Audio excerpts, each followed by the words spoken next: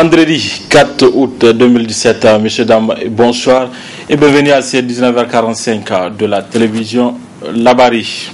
La population du Niger pourrait enregistrer une croissance rapide dans les décennies à venir. C'est le président de la République qui a développé ce sujet dans son message à la nation du 2 août dernier. Une annonce qui a suscité la réaction d'un acteur de la société civile, résumé ici par Hassan Saleh Mustafa. Le deuxième défi stratégique majeur que je voudrais évoquer est le défi démographique. Un des sujets abordés par le président de la République, Issoufou Mahamadou, dans son message à la nation du 2 août, c'est la question démographique. Au Niger, la population pourrait atteindre 75 millions d'habitants dans les 33 années à venir si rien n'est fait, a déclaré le président de la République, Issoufou Mahamadou.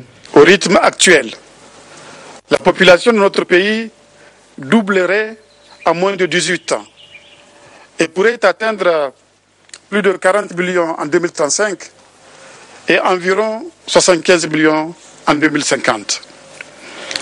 Le bon sens nous commande de réfléchir dès à présent à ces horizons. En effet, comme tout bilan, le bilan démographique a deux entrées, l'actif et le passif.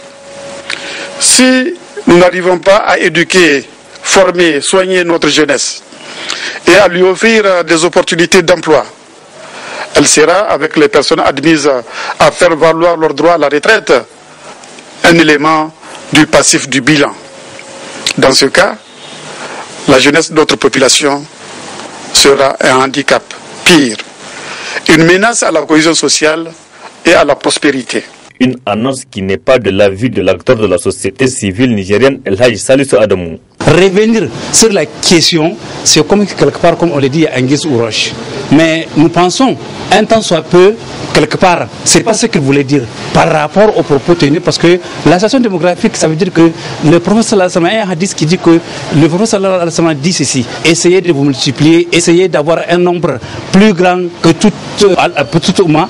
Le jour de juin dernier, le professeur Alassane dit: je serai fier de vous, vous serez à ma compagnie, vous serez sur ma protection. Dis-moi un seul pays qui est peuplé et qui a de sérieux problèmes. Aujourd'hui, c'est au chômeur qui cherche à manger, pas quelqu'un qui est marié. Quelqu'un qui est marié, vous allez voir que dans sa coupe, il peut avoir, je ne sais pas, 7 à 10 personnes ou 20 personnes sous sa coupe, et dans tous les cas, c'est lui qui mange. Il y a un minimum de bon sens, que je crois que cette question doit être en fait mise en stand-by, comme ça a été fait. Cependant, pour El Hadji Salisu, l'accroissement de la population pourrait plutôt contribuer au développement et à l'émergence du Niger. Nous pensons en toute honnêteté que tant qu'on soit nombreux, c'est dans ce sens qu'on va trouver la solution à tout. Tant qu'on soit nombreux, je pense que vous allez voir la recherche va sortir de n'importe où. Tant qu'on soit nombreux, vous allez voir tout ça serait facile à nous. Parce que tant qu'on soit nombreux, vous allez voir que tout sera facile dans la vie. Tant qu'on soit nombreux, vous allez voir qu'il n'y aura aucun problème comme il le pense. Parce que le problème, c'est quand il n'y a pas en fait un certain nombre de synergies d'action autour de la question. Parce que quand nous sommes nombreux, dans tous les cas, il n'y a aucune équation qui ne sera pas résolue. Prenez le cas de la Chine, prenez le cas des États-Unis, prenez le cas de l'Inde, prenez le cas du Niger qui est à côté. Qu'est-ce qui a fait la force de ces pays-là? C'est parce que c'est une population qui est assez nombreuse et que c'est ça qui fait que la richesse ou le développement d'un pays tout court. Selon les derniers recensements généraux, la population du Niger est estimée à plus de 17 millions d'habitants pour une superficie d'1 267 000 km². De son côté, l'opposition politique estime que le président de la République a esquivé tous les maux dont souffre le Niger. Bana Ibrahim, il est membre de l'organisation des jeunes de l'opposition. C'est une réaction de surprise parce que comme vous l'avez écouté, vous avez écouté les points qu'il a développés. On se rend compte à travers son discours qu'il a parlé d'un pays qui n'est pas le Niger. Parce que comme il le sait très bien, notre pays vit une situation dramatique, la plus dramatique dans l'histoire de notre pays post-indépendance et même depuis sa création. Malheureusement, il ne fait cas d'aucun problème qui tient à cœur les Nigériens. Il fait un discours pour la première fois, pour ceux qui l'ont écouté lors de ses autres interventions, où on ne retrouve aucun chiffre dedans. Il ne parle plus de ces 50 000 emplois aux jeunes par an, il ne parle plus du nombre de goudrons qu'il a réalisé, il ne parle plus du nombre de personnes qui sont nourries grâce à son programme. Il a fait un discours vide, creux, et un discours qui oublie les principaux problèmes auxquels font face les Nigériens, qui ont pour nom l'éducation, la santé, la sécurité même, elle était occultée, si ce n'est la pensée tardive qu'il a pour les 39 personnes qui ont été enlevées à Ngalewa, et surtout le problème de gouvernance. Aujourd'hui, son discours qui vient après le bilan dressé par Brigitte Raffini, dans lequel le Premier ministre a reconnu l'incapacité de son gouvernement à faire face au problème de la lutte, au problème de corruption, on ne retrouve aucune trace de ces préoccupations. Un pays qui est fait face à des scandales financiers de toutes sortes, les uns plus énormes que les autres, et qui est en train d'être traité en sourdine à travers le limogeage de quelques menus frétins. Issoufou n'en parle pas. À l'écouter, on est dans un pays où tout est rose. Tout va bien, à part les quelques attaques de Boko Haram. Non, ce n'est pas ça notre pays. Notre pays, le Niger, dans lequel nous vivons aujourd'hui, c'est un pays que la gouvernance de Issoufou a mis à terre dans tous les domaines. Et malheureusement, moi je pensais que, vu la situation chaotique du pays, que pour une fois il allait descendre au niveau des Nigériens. Comprendre notre pays tel que nous le vivons, mais comme à ses habitudes, il s'est lancé dans de grandes envolées lyriques, et il présente un pays philosophique, c'est-à-dire c'est comme la cité de Platon, un pays imaginaire. Ce n'est pas ça notre pays. Visite de terrain et d'échange hier des clubs Dimitra du Mali, du Sénégal et du Niger à Kasseda dans la commune rurale de Danchandou. Cette visite s'inscrit dans le cadre d'un atelier de la coopération sud-sud avec l'appui de la FAO. Abdrazak Hamidou et Sadou Doumi. Kasseda, littéralement pour témoigner. C'est ici, dans ce village de la commune rurale de Danchandou, situé à quelques 60 km de Niamey, que se passe cette visite de terrain et d'échange entre clubs Dimitra, venus du Mali, du Sénégal et ceux du Niger, dans ce qui constitue la deuxième journée de l'atelier qui les réunira 3 jours durant. Permettez-moi, au nom du conseil municipal et de la population de Danchandou, de m'acquitter d'un agréable devoir, celui de vous souhaiter la chaleureuse bienvenue dans la cité de Famey. La cérémonie qui nous réunit revêt un caractère fondamental et vital, en ce sens que le thème retenu, qui est, je cite, l'arbre dans les champs, facteur d'accroissement de la production agricole, constitue sans nul doute une panacée au changement climatique. Et ces fléaux, mieux, il cadre parfaitement avec le programme de Renaissance Acte 2, qui est le cheval de bataille de son excellence Alhaji Issoufou Mahamadou. La présente action inédite de visite d'échange entre clubs Dimitra venus du Mali, du Sénégal, dans le cadre de la coopération sud-sud. L'impact de l'approche des clubs Dimitra en termes d'autonomisation et de mobilisation communautaire a connu inéluctablement un important succès par la FAO au plus haut niveau.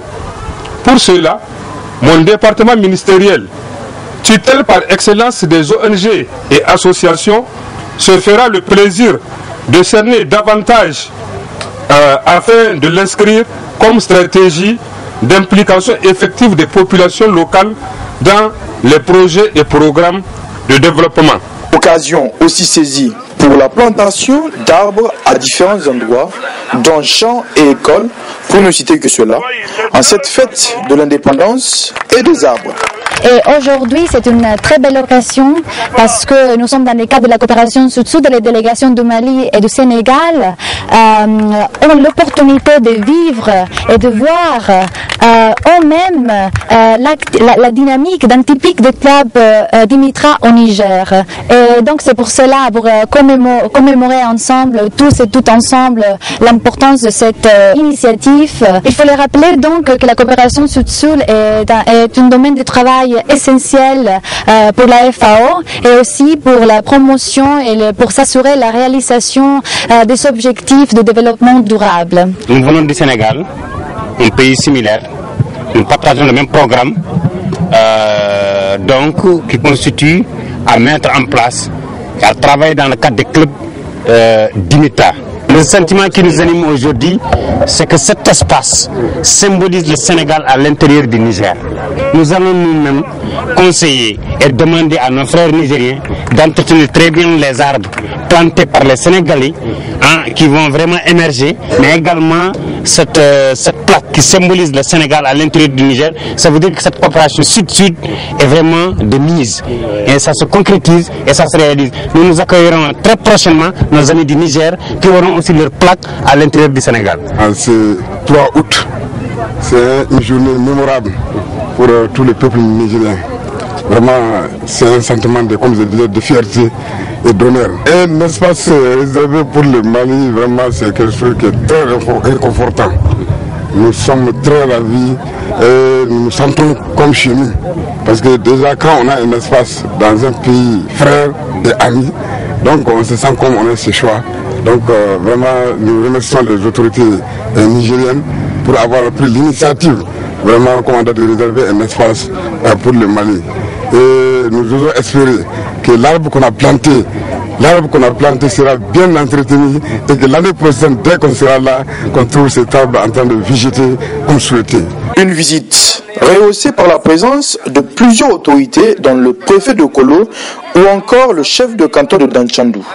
A noter que c'est un accueil plein de chaleur qui a été réservé aux visiteurs qui, avant de prendre définitivement congé, se sont rendus au jardin potager africain de Bani Zumbu, un jardin de 3 hectares, pour constater le travail formidable abattu par le groupement sur place, qui est aussi un club d'Imitra qui existe depuis au moins 6 ans. Vous pourrez d'ailleurs suivre un film documentaire sur le club d'Imitra mis en place par la FAO en fin de cette édition. L'agence de pèlerinage et de la Oumra Baboul Hajj a procédé hier après-midi à son siège une remise d'attestation de fin de formation aux futurs pèlerins. Cette formation, qui a duré 9 mois, a été initiée par Baboul Hajj pour mieux outiller les candidats au Hajj 2017 sur ces états. Le résumé avec Adam Soumana et Ibrahim Abdou. La présente cérémonie solennelle regroupant les candidates et candidats inscrits au pèlerinage édition 2017 sous la bannière de l'agence Baboul Hajj marque le couronnement de 8 mois de formation sur les rites du Hajj. Une formation qui dénote de l'importance qu'accorde Baboul Hajj au bon accomplissement de cet important pilier de l'islam. Aujourd'hui réunis après 8 mois de formation intense pour la remise des attestations sur les rites du Hajj, la pratique de la prière, le tawhid, l'apprentissage de la lecture du noble Saint-Coran. Une formation destinée non seulement aux pèlerins inscrits à l'agence Baboul Hajj, mais aussi aux pèlerins des autres agences. Cette formation, nous l'avons voulu longue pour permettre aux pèlerins de mieux apprendre et maîtriser les rites du Hajj. Le 5e pilier de l'islam, un pilier qui se pratique dans le savoir et non dans l'ignorance. Chers pèlerins, c'est une fois en Terre Sainte, tout au long du Hajj, que vous allez mesurer la formation de cette longue formation sur 8 mois au lieu de quelques jours ou semaines. Car un pèlerin sans formation n'est qu'un touriste. C'est pourquoi nous remercions et félicitons très sincèrement les formateurs qui ont consacré leur temps précieux pour vous aider à accomplir un Hajj Mabrour. Que Dieu nous guide les pas tout au long de ces Hajj. Amin. Assalamu alaikum wa rahmatullahi wa barakatuh. Une formation sur les rites du Hajj visiblement bien assimilée par les candidats comme ils l'ont prouvé à travers un test organisé pour la circonstance. Une initiative vivement louée aussi bien par les bénéficiaires que par l'institution en charge de l'organisation du Hajj. Vraiment, nous sommes vraiment satisfaits de ce qu'ils nous ont appris, parce que grâce à eux, vraiment, on a appris beaucoup de choses. où avant on ne fait pas. Vraiment, au niveau de la religion, alhamdoulilah, vraiment on a beaucoup appris. On ne peut pas faire le Hajj sans une formation. D'ailleurs, comme toute activité, on ne peut pas faire une activité sans avoir des connaissances sur cette activité. Donc c'est pourquoi nous, au niveau du COHO, nous sommes vraiment engagés à soutenir, à engager, à accompagner toutes les agences qui abordent dans le même sens. Et pour le cas de l'agence Bab el-Hajj, nous avons constaté qu'ils ont pris un bon moment pour former les pèlerins, notamment 8 mois et tous les week-ends. Donc c'est vraiment quelque chose de très appréciable. Ils ont essayé d'être le plus complet possible, en commençant par l'essentiel, qui est le tawhid en islam, puis la lecture du Coran, puis la pratique de la prière. Rien que les 3 choses-là, qui sont les fondements de la religion musulmane, ne sont pas à négliger. Après, ils ont complété avec les rites du Hajj et le comportement à observer par les musulmans en terre sainte. Donc vraiment, ça cadre parfaitement avec notre vision de la formation et de l'encadrement, et c'est un appel que nous lançons à tous les groupes d'agences pour qu'ils prennent le maximum de temps pour essayer d'intégrer tous ces volets de la formation. La remise des témoignages de satisfaction à tous ceux qui ont contribué à la réussite de la dite formation, aux bénéficiaires et à la responsable de Bab el-Hajj a constitué le temps fort de cette cérémonie. Avec Bab el-Hajj, c'est le sérieux dans les préparatifs pour un Hajj Mabrour. Les épreuves du brevet de technicien supérieur à BTS d'État vont débuter demain sur l'ensemble du territoire national. À cet effet, une de nos équipes a fait le tour à l'école Issabiri pour faire un constat des préparatifs. Ismaël Moumouni et Ibrahim Abdou. Procéder aux dernières vérifications avant de rentrer en salle d'examen prévue demain, c'est ce qui a amené ces candidats au brevet de technicien supérieur BTS d'État à s'y rendre au complexe scolaire Issabiri. Ces candidats demeurent optimistes et n'attendent que le jour J. À travers le numéro, facilement on s'est retrouvé des salles, donc là ça va aussi. Alhamdulillah, on a vraiment fait le mieux, donc on attend vraiment que les épreuves maintenant, Inch'Allah. Je suis prête pour affronter les épreuves. J'ai confiance en moi. Ils viennent trouver nos salles avec le numéro de salle, donc on a regardé pour les camarades aussi. On souhaite que les épreuves soient donc acceptables. Si, ça a été facile, mais concernant les épreuves, on ne sait pas pour le moment. Bon, par rapport aux épreuves, ça va, mais on ne sait pas pareil par rapport à ce qu'ils vont nous amener demain. Tout est fin prêt pour la bonne tenue des examens, en atteste le président du jury 11. Notre jury compte 413 candidats. Et les 413 candidats sont repartis sur 4 filières. La filière TRI c'est télécommunications et réseaux informatiques, la filière secrétariat de direction, la filière gestion commerciale. Donc en ce qui concerne les préparatifs, nous avions tenu ce matin notre réunion préparatoire avec tous les surveillants des différentes salles, mais aussi avec les membres du secrétariat. Donc je peux dire que pour l'instant, tout est presque fin prêt. Nous n'attendons que la journée de demain. Candidats, gardez votre sang-froid et surtout, appliquez-vous par le succès et au bout de l'effort. Bonne chance à vous. En cette période de pluie, on constate un peu partout de la capitale les flaques d'eau favorisant du coup la prolifération des moustiques, ce qui n'est pas sans conséquence sur la santé de la population, notamment le paludisme. À ces propos, suivant les conseils d'un médecin, dans ce reportage signé Adamou Soumana. La saison de pluie s'installe progressivement dans l'ensemble du pays, notamment à Niamey, la capitale, avec son lot d'inondations. Une situation qui n'est pas sans conséquence sur la santé des populations. Il y a des maladies que la personne peut effectivement développer en buvant cette eau. Mais les risques, c'est surtout lié aux maladies qui se propagent, n'est-ce pas? Parce que tout simplement, il y a de l'eau qui stagne par-ci, par-là. Quand je prends la première maladie qui fait des dégâts chez nous, en termes de morbidité, c'est-à-dire en termes de nombre de cas, mais aussi en termes de mortalité, c'est-à-dire en termes de décès, c'est les palus. Vous savez, cette inondation où ces pluies favorisent effectivement la multiplication des larves à travers les gîtes larvaires, et les moustiques effectivement se reproduisent et ça peut propager effectivement le paludisme que vous connaissez. Il y a aussi d'autres maladies, le fait effectivement, surtout pour les enfants, n'est-ce pas, qui se baignent dans cette eau, ils peuvent contracter beaucoup de maladies, n'est-ce pas, de vers intestinaux, que ce soit au niveau cutané, que ce soit au niveau digestif, et bien d'autres maladies, effectivement, qui peuvent avoir des conséquences néfastes sur la santé de la population. Face à cette situation, des mesures préventives s'imposent à la population. Les mesures qu'il va falloir prendre, c'est de prendre des mesures d'hygiène et d'assainissement strict pour pouvoir effectivement prévenir ces genres de maladies. Utiliser les moustiquaires, en tout cas dormir sous moustiquaires imprégnés d'insecticides. Mais avant de dormir, parce que des fois c'est là le problème, du crépuscule avant d'aller au lit, les gens s'exposent, et là aussi on conseille aux gens de porter des habits longs qui peuvent effectivement les protéger du contact, parce qu'il faut éviter le contact avec les moustiques. Et là, les personnes qui sont vulnérables pour le palu, c'est les femmes enceintes et des enfants de moins de 5 ans. Là, il faut prendre des précautions pour ces enfants. On a vu les femmes qui partent en consultation prénatale recentrée, qui partent pour des consultations quand elles sont enceintes. On leur donne effectivement des médicaments pour les prévenir du palu. Parce que tout simplement, le palu a des conséquences néfastes, a plus de complications et plus dangereux chez la femme enceinte, mais aussi chez les enfants. Il y a aussi des médications qu'on fait chez les enfants en termes de prévention. L'habitude, c'est la pulvérisation qu'il faut faire, la pulvérisation intradomiciliaire. C'est possible que individuellement chacun le fait à travers effectivement des insecticides qui sont disponibles.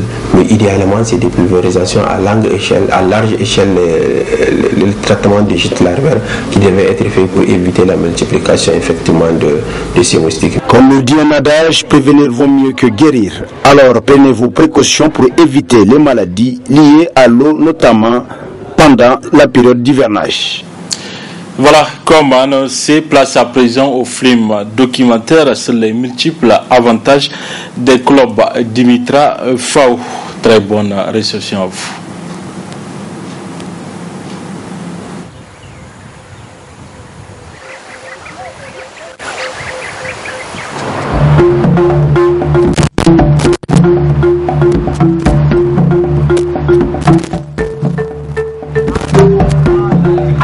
En Afrique subsaharienne, l'enclavement des communautés rurales est souvent synonyme d'accès limité aux ressources, à l'information et aux opportunités socio-économiques, en particulier pour les femmes et les jeunes.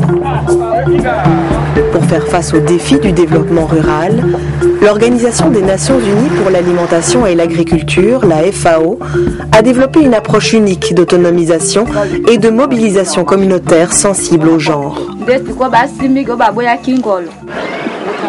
Cette approche, appelée Club Dimitra, est mise en place dans plusieurs pays d'Afrique. Les avantages des clubs sont multiples.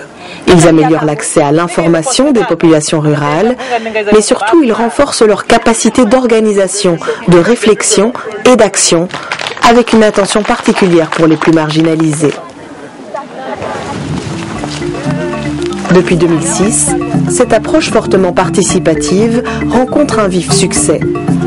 Les clubs Dimitra donnent l'occasion aux femmes et aux hommes de faire entendre leur voix et de réaliser leur potentiel.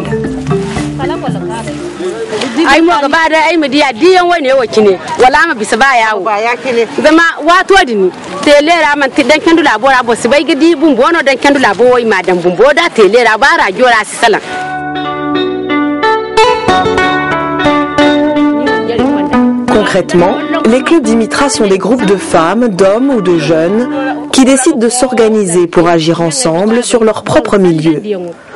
Les discussions sont facilitées par des membres du club.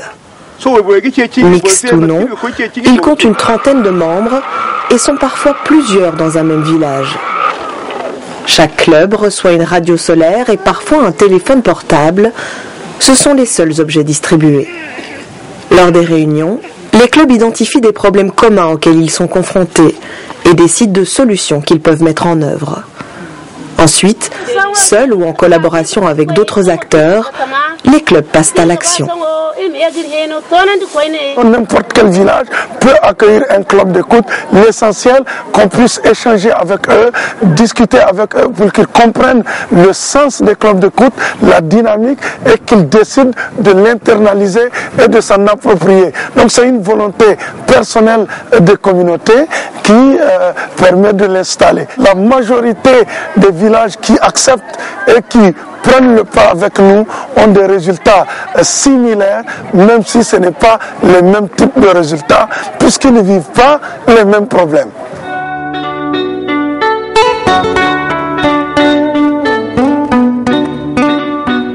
Grâce à la radio et à d'autres technologies adaptées, les clubs Dimitra font connaître leurs réalisations et partagent leurs réflexions. Ils servent d'exemple aux autres clubs et à leur communauté. Cette collaboration profite également aux radios qui ont là un moyen de renforcer la participation des populations et d'élargir leur audience.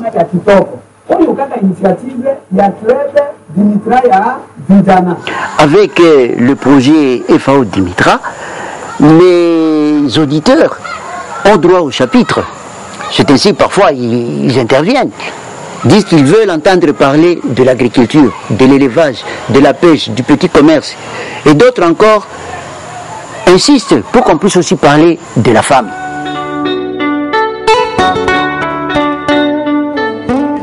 Trois types d'activités sont nécessaires à la mise en place des clubs: sensibilisation, formation et accompagnement. Et là, vous avez 3 clubs de femmes qui sont là. Une organisation locale est chargée de suivre le processus sur le long terme, avec le soutien de la FAO. Lors de la sensibilisation, l'organisation partenaire présente l'approche des clubs Dimitra à tous les membres de la communauté. Des efforts particuliers sont faits pour impliquer les groupes les plus marginalisés, tels que les femmes et les jeunes. Les autorités administratives et coutumières et les services de l'État sont également sensibilisés. Ce travail permet d'obtenir l'adhésion de la communauté et les premiers engagements individuels. La première année, une série de formations sont prévues pour les membres des clubs et les radios. Elles portent sur le fonctionnement des clubs, l'égalité homme-femme, la communication participative et la réalisation d'émissions radiophoniques. D'autres formations techniques sont organisées selon les besoins et les opportunités. L'accompagnement est réalisé par l'organisation partenaire. Ces animateurs et animatrices assurent une présence régulière dans les communautés et accompagnent les clubs avec l'appui méthodologique de FAO Dimitra. L'objectif est que les clubs respectent et s'approprient les principes de l'approche, à savoir la participation de chacun, une communication efficace et inclusive, la prise en compte du genre, la mise en réseau des clubs, l'action comme résultat systématique des discussions et l'appropriation de l'approche par les communautés. Ce processus permet généralement aux clubs de devenir autonomes en 2 ans.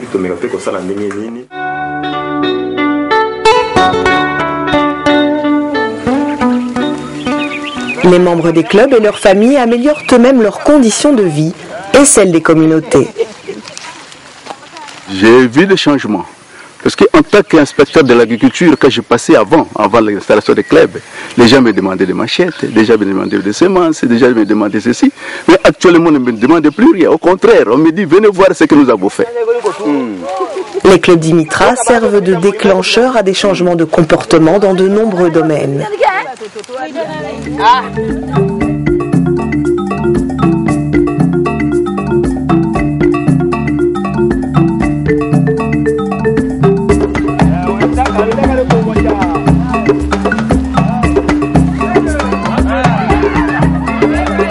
Les clubs Dimitra permettent à tous, en particulier aux femmes et aux jeunes, de transformer le monde rural et d'améliorer leur avenir. Ils constituent un véritable tremplin pour l'action individuelle et collective et pour l'égalité homme-femme.